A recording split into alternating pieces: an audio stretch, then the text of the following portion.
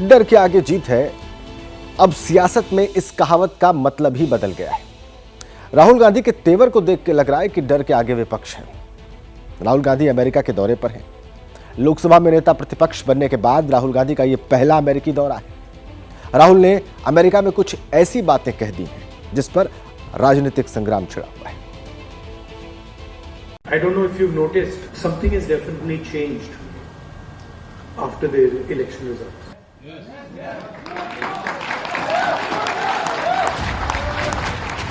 बिल्कुल, 4 जून 2024 के बाद भारत की सियासत में बहुत कुछ बदल गया है।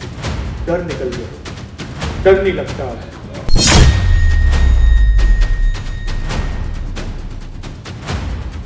संसद के समीकरण बदल गए, विपक्ष को नेता प्रतिपक्ष मिल गया। 56 inch chest, direct connection with God, that's all gone. It's history now. और टी-शर्ट, जीन्स पैंट में विदेशों की यात्रा करने वाले राहुल गांधी भी बदल गए। अमेरिका की धरती पर हाथ में कलावा, कुर्ता पायजामा और सदरी पहने पहले कभी नहीं दिखे और ना ही पहले कभी इस कॉन्फिडेंस के साथ बात करते नजर आए। बीजेपी ने कितना, मोदी जी ने कितना डर फैलाया, एजेंसीज का दबाव, मीडिया का दबाव, इनकम टैक्स डिपार्टमेंट, छोटे बिजनेसेस पे, मीडियम साइज बिजनेसेस पे, और एक सेकंड में सब गायब हो गया, सब गायब हो गया। पहली बार अमेरिका की धरती से राहुल गांधी पीएम मोदी पर तल्ख हमले कर रहे थे। उनमें अलग ही जोश दिखाई दे रहा था। राहुल भारतीयों के बीच ये संदेश देना चाहते थे कि अब 56 इंच के जुमले का कोई असर नहीं रह गया है। अजीब सी बात है, मतलब सालों लगे उस डर को पैदा करने में, सालों लगे, प्लानिंग चली, पैसा लगा और एक सेकंड में खत्म, और वो दिखता है अब।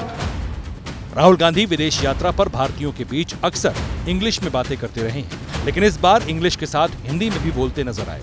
इसका सीधा सा मतलब था इनकी बात ज्यादा से ज्यादा हिंदी भाषी लोगों तक पहुंचे।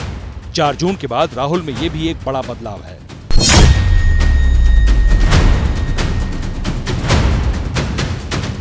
Media, they don't pick up what we say, and then suddenly we hit upon the idea कि भाई मीडिया आपको लोगों के पास नहीं ले जा रहा, तो फिर डायरेक्टली चले जाओ।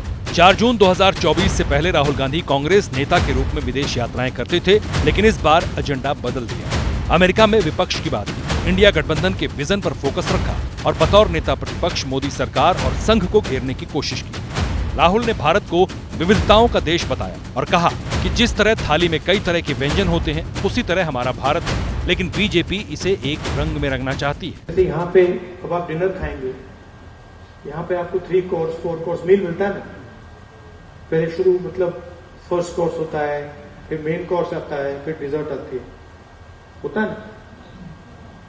इंडिया में कोई first course, second course, third course होता है? एक थाली मिलती है, सब कुछ उसके अंदर होता है। वो कहते हैं नहीं, यूनियन नहीं है, ये सब अलग अलग हैं,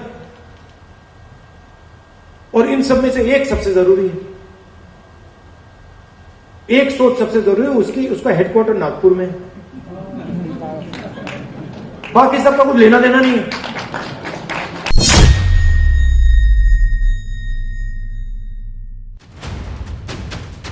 राहुल गांधी ने मोदी सरकार पर ईडी, सीबीआई का गलत इस्तेमाल करने का आरोप लगाया, लेकिन सबसे जोरदार हमला चुनाव आयोग पर किया। राहुल ने कहा कि चुनाव आयोग स्वतंत्र नहीं है, इसे नियंत्रित किया जाता है। I don't think the BJP, in a fair election, they were nowhere near 240 seats. No way. I mean, I'd be surprised if they had a financial, huge financial advantage. They had locked our bank accounts for one, but huge war chest. The election commission was doing what they wanted. I mean, the entire campaign was structured so Mr. Modi could, do his thing across the country. States where they were weak were designed differently than states where they were strong. So I don't view it as a free election at all. I view it as a rather controlled election. America की धरती पर राहुल के इस बयान को BJP ने गंभीरता से लिया और कांग्रेस के खिलाफ बीजेपी के कई नेता मैदान में उतर आए। केंद्रीय मंत्री शिवराज सिंह ने कहा कि राहुल विदेशों में भारत को बदनाम कर रहे हैं। देश के बाहर कांग्रेस और बीजेपी नहीं होती, देश के अंदर हम मुद्दों पे लड़ सकते हैं, लेकिन देश के बाहर केवल भारत होता है। लेकिन लगातार राहुल गांधी जी देश की छवि खराब करने की कोशिश कर रहे हैं, और देश की छवि खराब करने की कोशिश देशद्रोह जैसी सीमा में ही आता है।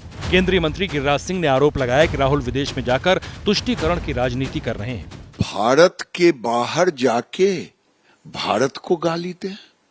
अब तो लगता है कि पाकिस्तान और चाइना को कोई ब्रांड एम्बेसडर रखने की जरूरत नहीं है, क्योंकि राहुल गांधी जैसा ब्रांड एम्बेसडर मिले और जो दुनिया में भारत के विरोधी हैं वैसे टूल किट के बीच जाकर के अपनी बात रख रहे हैं। बीजेपी नेता राव साहब दानवे ने तो यहाँ तक कह दिया कि राहुल गांधी को गंभीरता से लेने की जरूरत नहीं है। कई विकास की बातें नहीं करती, दुनिया में जो देश है उनकी तुलना में भारत की क्या प्रगति हो रही है उसके बारे में कभी चर्चा नहीं करते। मुझे ऐसा लगता है कि वो जो बोलते हैं वो सीरियस नहीं लेना चाहिए। केंद्रीय मंत्री हरदीप सिंह पुरी ने बाकायदा पीसी करके राहुल को घेरा और सैम पित्रोदा के बयान के सहारे करारा प्रहार किया। ये राहुल गांधी जी ऐसी स्टेटमेंट्स क्यों करते हैं? एक और एक्सप्लेनेशन ये हो सकती है कि उनके जो इंटेलेक्चुअल एडवाइजर हैं, क्या नाम है उनका, सैम पित्रोदा, उन्होंने कहा था कि अभी पप्पू नहीं रहा।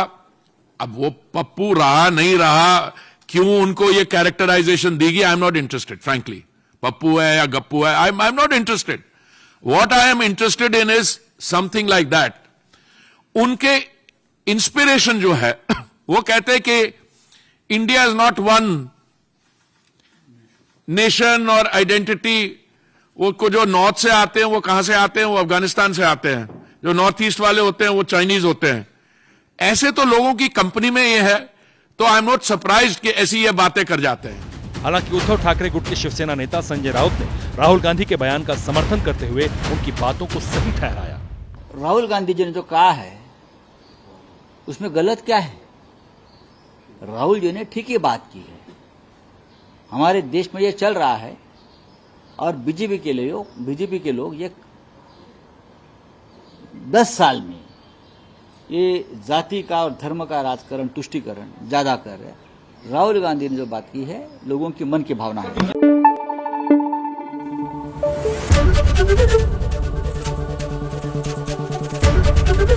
एबीपी न्यूज आपको रखे आगे।